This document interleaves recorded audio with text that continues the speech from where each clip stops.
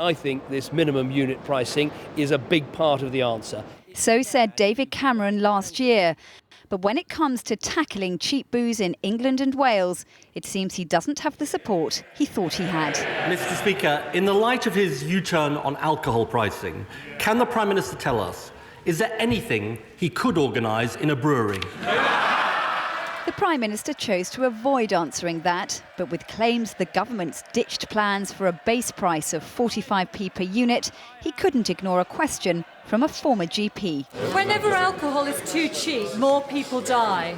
Will he meet with me for me to urge him and for him to understand the evidence base behind minimum pricing? We publish proposals, we're looking at the consultation and the results to those proposals, but be in no doubt we've got to deal with the problem of having 20p or 25p cans of lager available in supermarkets. It's got to change. So a pledge to stop cheap booze being sold, but no real commitment from the Prime Minister to a minimum unit price on alcohol. Even the Cabinet appears split. It's normal for Cabinet members to have different views on different things. That's what happens when you sit around a table and discuss the way forward.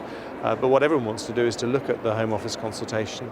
The industry hopes that consultation will be used as an excuse to kill legislation. There's no evidence it would work in the real world, and indeed we think the heaviest drinkers are least responsive to price. But doctors say they need assurances. We need to know that this is going to go ahead because we have to deal as doctors with the tragedy that we see from people who are themselves dying, but equally the tragedy for their families.